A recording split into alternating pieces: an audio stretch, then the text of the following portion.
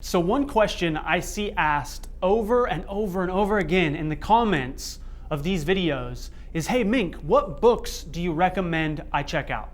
And so in this episode, I'm gonna give you the 7 must-read books that I believe every man needs to check out.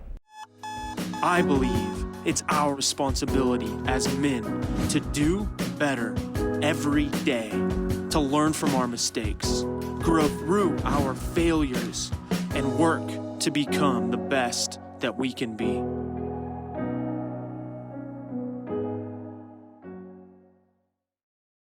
So the first book I think every man absolutely has to read is As a Man Thinketh. Now this little book, it's like 70 pages long. It was written in the early 1900s. It's kind of written in Old English, so it can be a little tough to get through and understand at times, but I've literally highlighted this thing, I've written in it. I've read this book dozens of times because there's so much wisdom on the pages. So if you haven't picked up this book, go and get it right now. I'm just gonna give you a little sneak peek into it. One of my highlighted sections here says, man is made or unmade by himself. In his armory of thought, he forges the weapons by which he destroys himself, or he fashions the tools which builds for him heavenly mansions of peace, joy, and happiness. It's all about how your thoughts literally create everything in our life. Really, really valuable book. I highly recommend everyone getting it. And again, it's probably, well, you can see how big it is. It's like not even 80 pages. It might be 50 pages. Must read. So the second book I think each and every one of you guys need to check out is called The Power of Awareness. This book is also written in the early 1900s, similar to As a Man Thinketh, and honestly covers a lot of the same topics, but it says it in a different way that for me really resonated. And I think a lot of you guys will really love this book.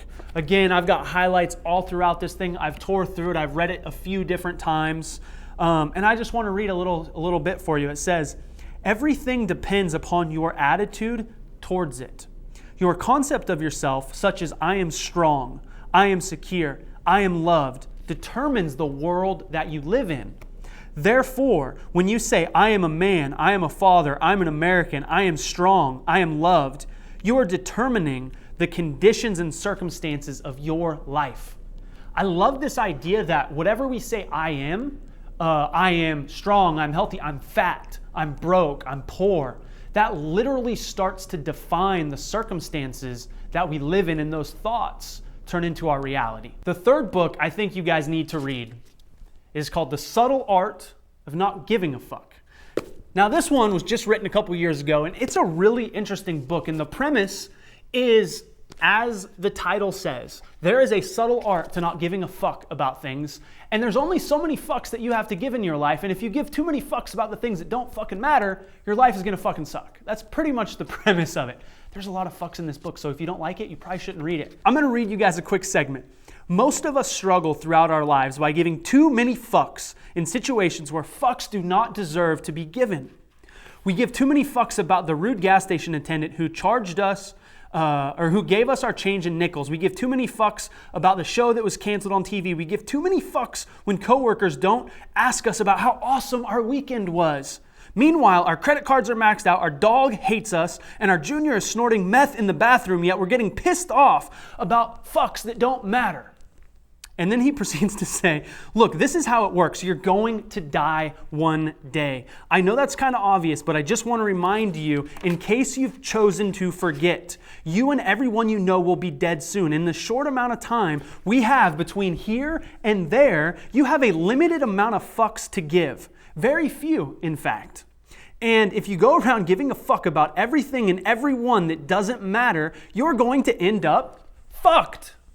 Seriously, I love the book because it's so real and raw. And again, if you don't like the word fuck, you might not like this book, and you're probably already leaving me some bullshit comment below because you're giving a fuck about something you shouldn't give a fuck about. He says there's a subtle art to not giving a fuck. And although the concept may sound ridiculous, and I may sound like an asshole, some of you guys are probably thinking, I'm an asshole for reading this to you.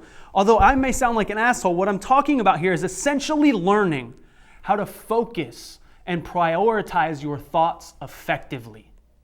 Because the truth is, we do spend way too much time giving a fuck about things that don't matter.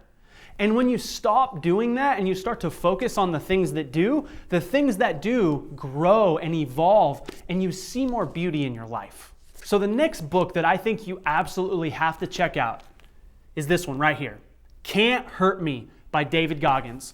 And right on the cover it says, master your mind and defy the odds. Now, if you don't know anything about David Goggins, you need to go listen to this guy talk. You need to read this book because the truth that he shares is really, really powerful. Right here on the first page it says, for David Goggins, childhood was a nightmare. Poverty, prejudice, and physical abuse colored his days and haunted his nights.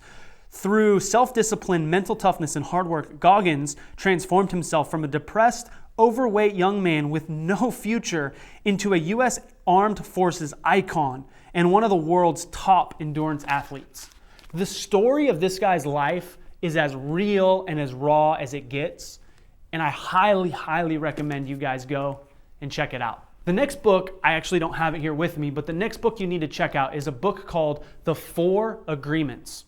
Okay? It's a super simple short read, and basically the book is all about 4 agreements that you need to make with yourself. The first agreement is to be impeccable with your word. Do what you say and say what you do.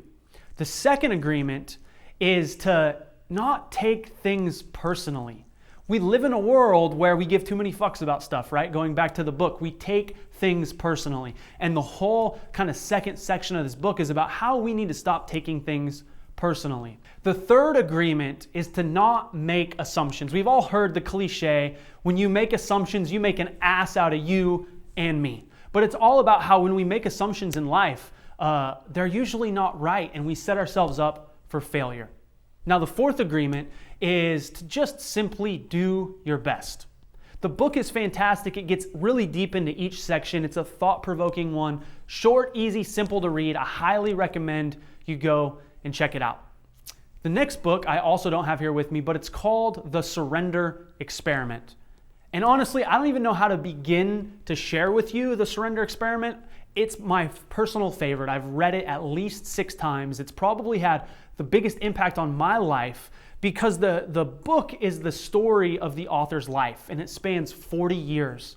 And it talks about how he learns to surrender his personal preferences and biases in life for opportunities and situations and circumstances that ultimately end up giving him way more than he could have ever possibly imagined.